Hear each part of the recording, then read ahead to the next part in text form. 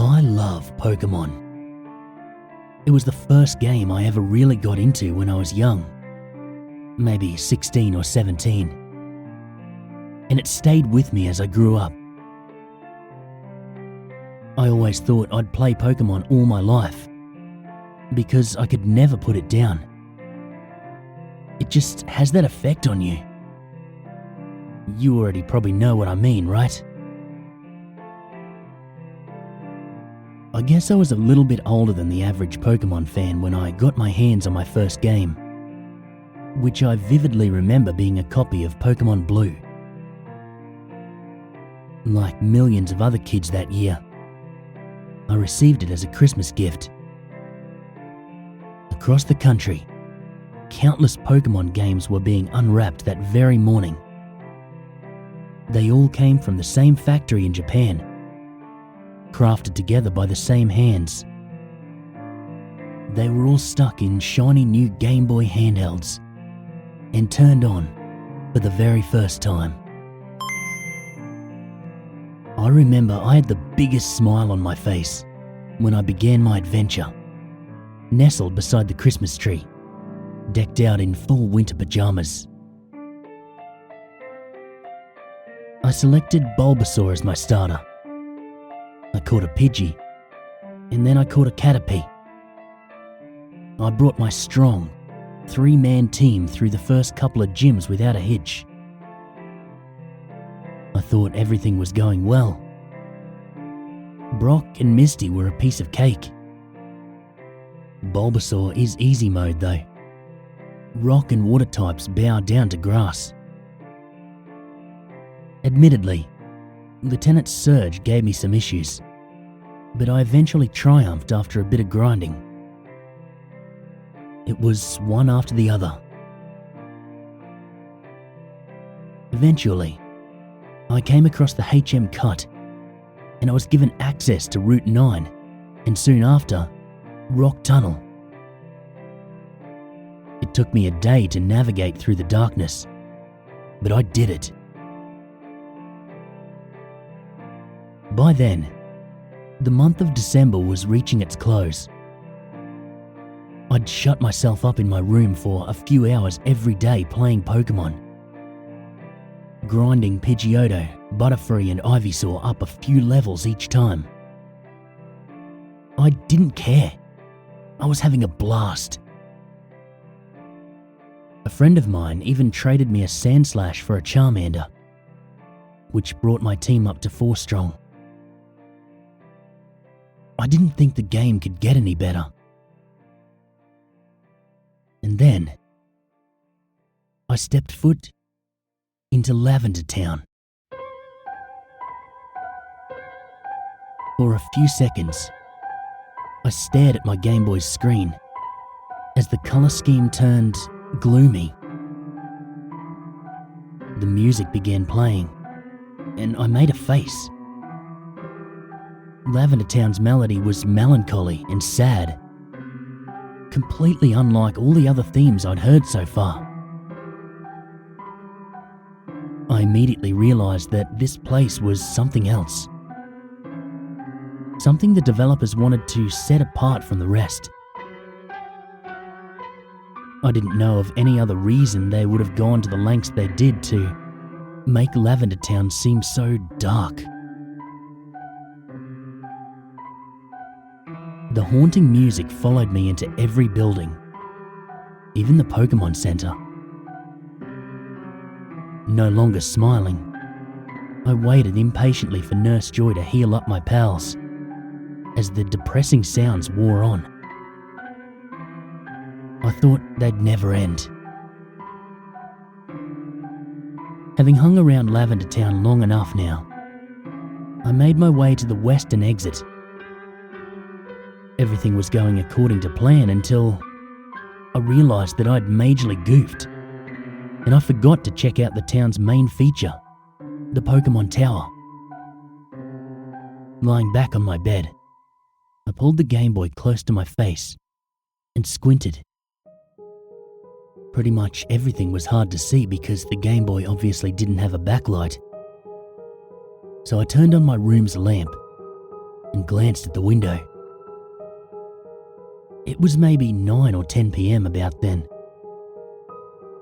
Everyone in my house was going to head off to sleep soon. I decided to play on. As I walked into the Pokemon Tower and talked to the depressed NPCs, I began to lose some of my focus. My eyelids were getting heavy, and I was smashing buttons subconsciously. I talked to the same girl over and over without realizing it. Her dialogue filled the bottom of my screen a few times. Growlithe, why did you die?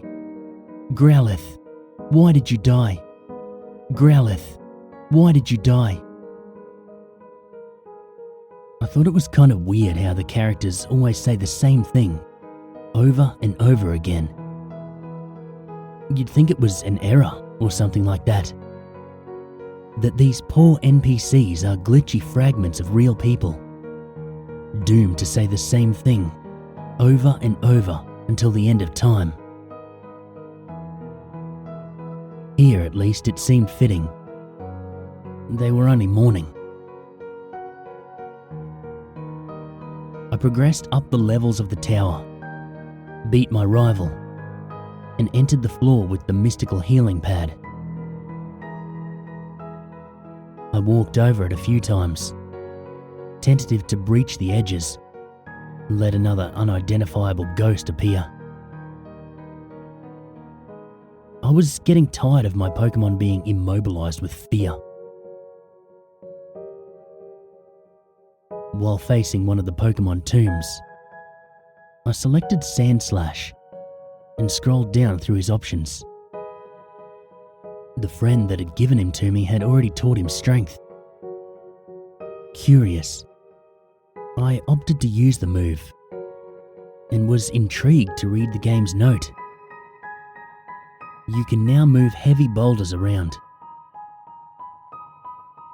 I know that a tombstone wasn't what the developers had in mind for Strength's purpose, but I had Sandslash push at it anyway. To my surprise, it moved, revealing a small black hole in its place. My character immediately dropped through it. I thought that I would appear on the floor below, but I didn't. Instead, my character was surrounded by a black screen, with only the Lavender Town music playing. I scooched back on my bed and brought the Game Boy right up under my lamp, thinking I'd be able to pick out some features of the new level if the screen was better lit. But there was nothing to be seen. I tried to move my character, but the game just emitted that dun-dun sound it always does when you walk into something. Next thing I knew, the Lavender Town music stopped playing. It cut off right in the middle. I figured the game froze, but when I tried to move my character's feet, they still jostled, and I still got that dun-dun sound telling me I couldn't walk anywhere. I swallowed. There was a lump in my throat, and I was nervous. I hadn't saved my progress in a while, and I didn't want to lose everything I'd accomplished by flicking the power off. Plagued by indecision, I set my Game Boy down, reeled my legs over the side of my bed, and put a hand to my forehead. I was sweaty and clammy. My attention darted back to my Game Boy, and I saw that the sides of it, where my hands had been resting, were slick with sweat as well. I must have had a fever. I stumbled into the bathroom and I turned on the lights. looking at my gaunt reflection in the mirror. I was pale as a sheet. My eyes seemed milky and glassy. My lips were pale, and my hair was unkempt. I stunk from devoting all my time to Pokemon and not hygiene. Just as I reached forward to turn on the faucet, something on the corner of the counter caught my eye. It was my Game Boy. I hadn't brought it in with me, had I? I retracted my hand from the faucet and I set it on the small electronic device instead, pulling it up and frowning at the screen. It was all black now, but still dead quiet.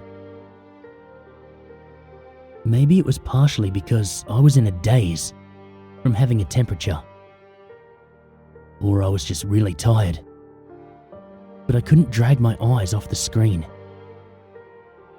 My eyelids peeled back and I kept staring into the black abyss, wondering where my character had gone. The Game Boy's power light was lit, so it hadn't shut itself off. The game was still running.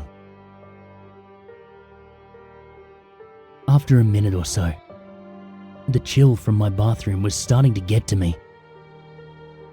The feeling of little icy fingers dragged up my spine and fixed around the back of my neck. I breathed in deeply and looked back up in the mirror. My reflection was gone. Instead, I was seeing the reflection of my empty bathroom and the open doorway leading into the dark hallway by my room. I rubbed my eyes a few times, but my reflection did not reappear. It was obvious I was having some sort of nightmare. Smiling to myself and thinking it's stupid to get scared over what was clearly a fever-induced dream,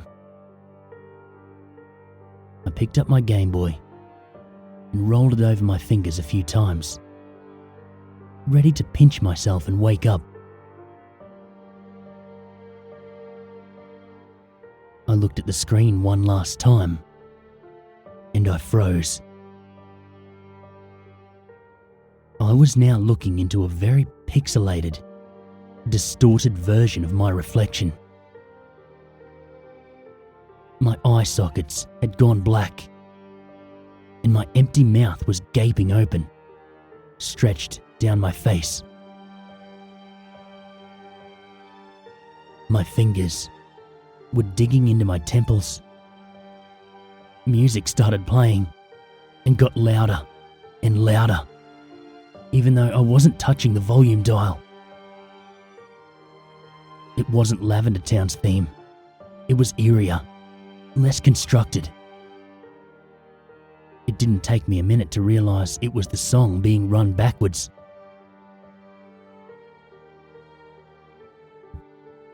I dropped the Game Boy, which clattered against the bathroom tiles. The back popped open, and the batteries flew out and rolled towards the doorway. Throwing my hands into my sweaty, messy hair, I went weak at the knees and sunk back against the wall, pinching at myself, trying to wake myself up. The music was getting louder still, even with the Game Boy face down, without batteries. My glazed eyes darted to the mirror. It was entirely black, as if it and the Game Boy had swapped visuals. My heart began beating really fast, and I could feel those icy fingers scraping down my back, forcing me to look over my shoulder. It was then that the lights in the bathroom went off, making everything pitch black. I screamed and jumped out of my skin, spinning around and feeling for the light switch, trying to turn it back on. I must have turned the wrong way, because I was no sooner facing my mirror, which had the faintest glow to it, like a weak electronic screen. I cried and beat my hand against it, waiting to feel the glass-like sheet to shatter against my fist. It didn't. Nothing broke. All I heard was a soft thumping. I spun away and tried to feel around the darkness, but it was as if all the walls had closed in around me. The music was blaring in my ears now, hot and unnerving, making my head want to burst. Tears streamed out of my eyes as I struggled, but there was nowhere to go.